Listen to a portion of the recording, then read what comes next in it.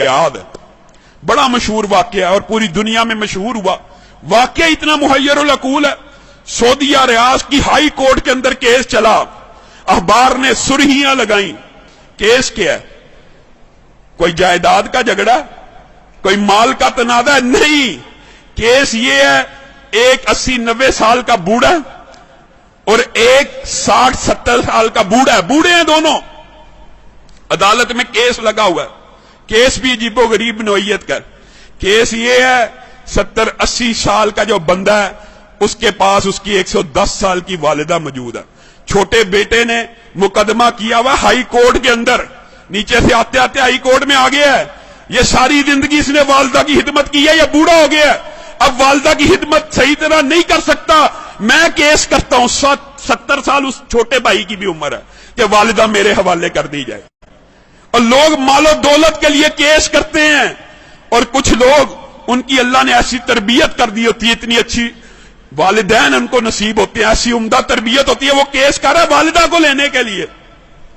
अदालत का जज परेशान है, ये किस किस्म का केस आ गया। वो खुद लिखता है दास्तान, अखबार में इंटरव्यू दिया, मैंने उनका पैचअप कराने की कोशिश की, 15 दिन तुम रख लो, 15 दिन।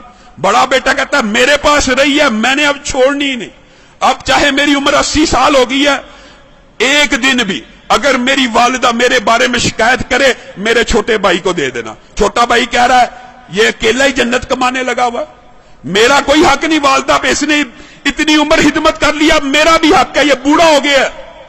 पैचअप करने की कोशिश की, पैचअप नहीं हुई। अदालत का जज लिख रहा है अखबार के अंदर, पैचअप दोनों भाइयों को बुलाया, और अल्लाह का वास्ता क्या तमाशा बनाया हुआ, अखबारों में खबरें लग रही। एक भाई मान जाए, सरेंडर कर लो, 15-15 दिन। कोई भाई मानने पर तैयार नहीं, कहा वालिदा से पूछ लेते।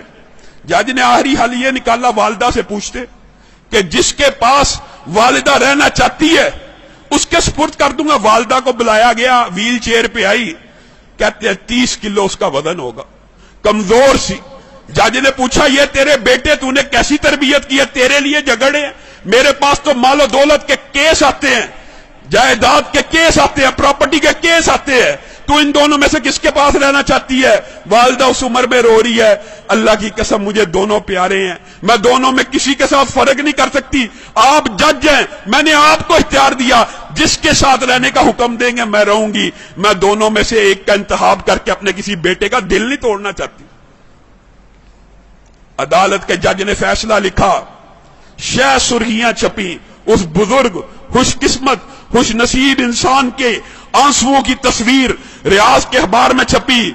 अदालत के जज ने फैसला लिखा, इस बुजुर्ग ने 40 बरस अपनी वालिदा की खिदमत कर ली है, अब छोटे भाई का भी हक बनता है, ये बूढ़ा हो चुका है, 80 साल इसकी उम्र हो चुकी है, खुद कमजोर हो चुका है, ये सही तरह अपनी वालिदा की खिदमत नहीं कर सकेगा, मैं छोटे भाई को वालिदा का जो सारी की सारी जिम्मेदारी है सुपुर्द करता हूं। जब ये फैसला हुआ, वो बूढ़ा ज़ारो कितार रोना शुरू हो गया, उसकी तस्वीरें अखबार में छपी, वो कहता है हाय अफसोस, मेरे बुढ़ापे ने मुझे वालिदा से महरूम कर दिया।